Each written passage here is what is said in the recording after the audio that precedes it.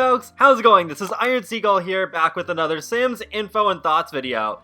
So it looks like it's that time of year again. It's time to talk about what is probably going to be the inevitable Sims 5, because it looks like we have another piece of information that points to the Sims 5 being in development.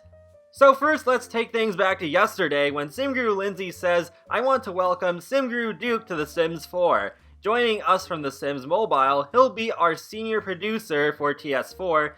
Don't worry, SimGuruGrant is still working on a number of important and awesome Maxis things. It's going to be a great year for The Sims, and we can't wait to show you what's in store."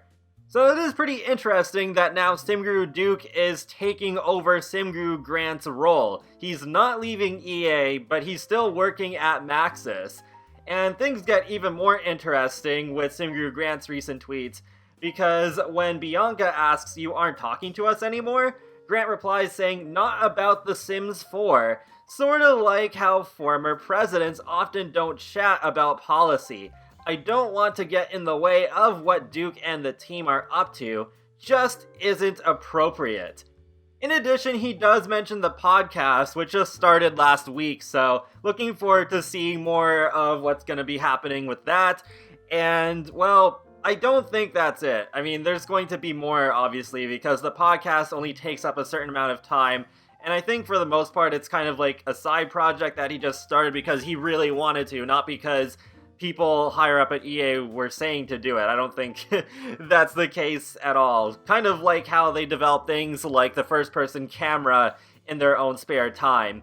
And one possibility that we can cross off the list of what Grant is working on is The Sims Mobile, because I did do a video recently where I talked about how The Sims Mobile is not going to be developed at Maxis anymore. It's actually being transferred over to Fire Monkeys over in Australia, who has worked on The Sims Freeplay for a number of years. So I'm glad that's happening, where they have more experience in the mobile sector. So since Grant is still working at Maxis and is not transferring to Fire Monkeys, that's not something that he's going to be working on. So at least that is one thing that we don't have to consider. And thanks to some digging from Yovan from Sims Community, we know a bit more about Grant's work history. So he did work on The Sims 3 from September 2005 until November 2010 as a lead producer / associate producer. And then he did leave EA for a while, and then he came back to work on The Sims 4 from September 2011 until the present. And then he worked as a senior producer on The Sims 4 from June 2018 until, well, yesterday basically, or whenever the exact day it was that he moved over to whatever that he's working on now. So he does tend to get really big roles on The Sims and tends to work on the next Sims game before it's released. So I don't think that it's unreasonable to think that he is working on The Sims 5 and it's just in early pre-production right now. And I also do want to bring up a bit of information that I talked about several months ago, where they were hiring for some new positions on what also seems to be The Sims 5, or at the very least, a completely new Sims game and not just for a Sims 4 expansion pack. They were hiring for senior concept artists for both character and environment. And it is pretty interesting just reading off the description with the first paragraph saying, "We are looking for a talented and experienced senior concept artist to join a veteran team of developers working on an early in development AAA title at Maxis in our Redwood City location. This is an opportunity to help craft the initial vision for a new, innovative, and immersive Maxis experience." So to me, that really reads like a brand new game and not for an existing thing with The Sims 4, because I don't think expansion packs really count as a AAA title. It's an expansion to said AAA title. And there are a couple of other points that I think are noteworthy as well, work closely with the art director, production, and creative director to create a vision for the game as we develop its initial look. So again, it sounds like it is something for a new game, because it's Sims 4 already has its initial look. It's already released.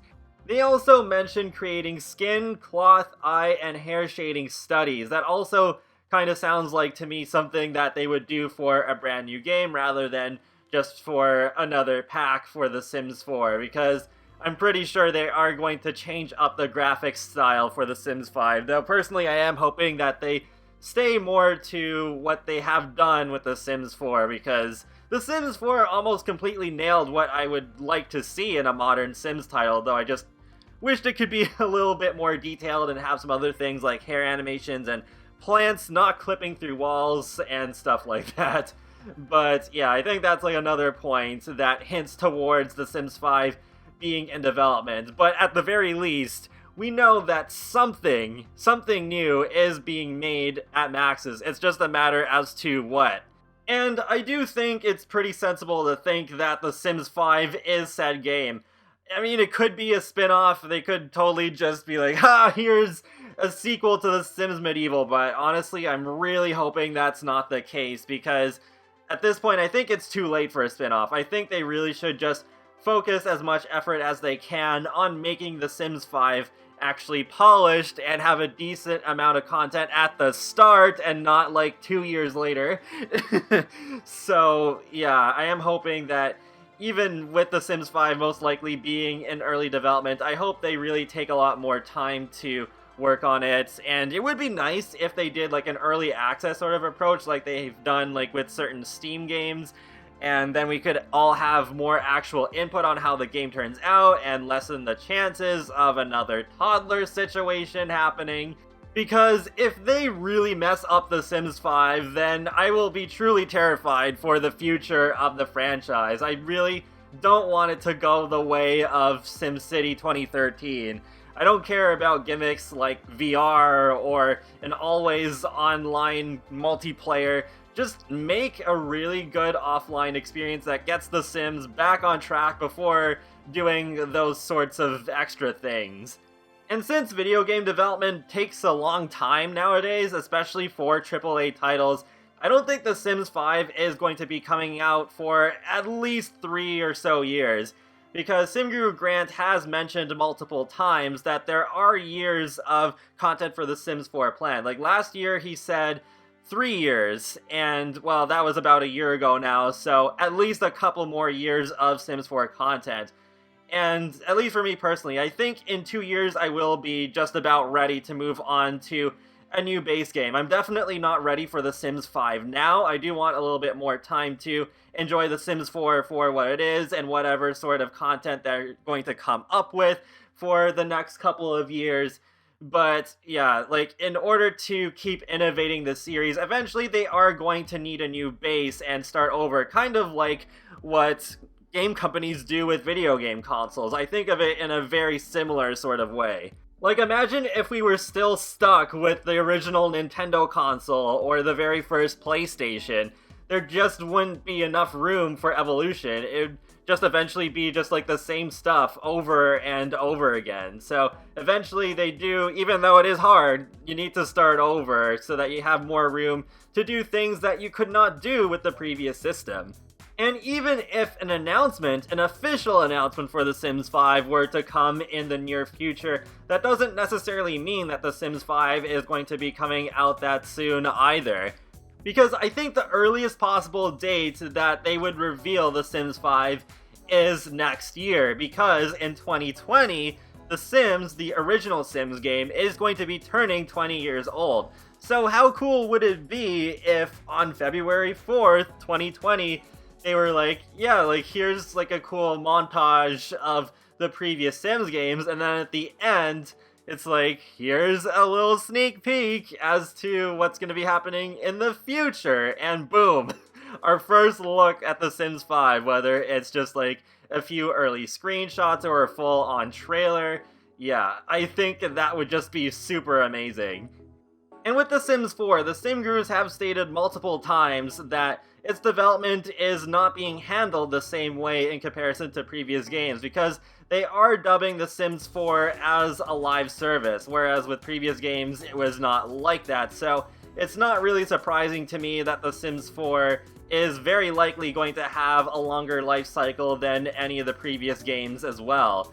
And who knows, maybe they'll even break tradition and have a bit of overlap with The Sims 4 and The Sims 5. Like, maybe like a year into The Sims 5, they'll have like the very last release for The Sims 4 instead of it being like the last pack for The Sims 4 releasing at least 6 to 12 months ahead of The Sims 5. So yeah, there's still some possible room that they might change things up. So it might be that The Sims 4 could still have even more life ahead of it than what's being said, like, oh, at least 2 more years of content. So we'll have to wait and see about that. So if you love The Sims 4, that doesn't necessarily mean that it's going anywhere anytime soon.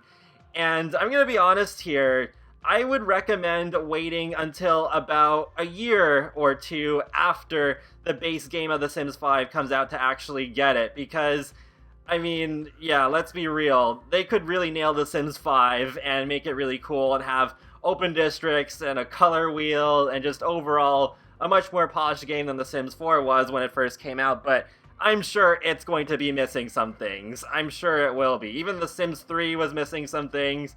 And as The Sims continues to innovate and do more and more things over the years, it will be much harder to include all of the basic things that we think should be there from the start. So I think it is better to get into a new Sims game a little bit after it comes out so it has more time to have more features, and then your first impression of the game will be much better. I mean, personally, I probably will have The Sims 5 from day one since, like, I'm a game changer and I'm making, like, videos based around The Sims. I did get The Sims 4 from day one as well because I was doing YouTube videos back then, even before becoming a game changer. So, yeah, it might sound kind of wild to you that a game changer is saying, don't buy the game right away.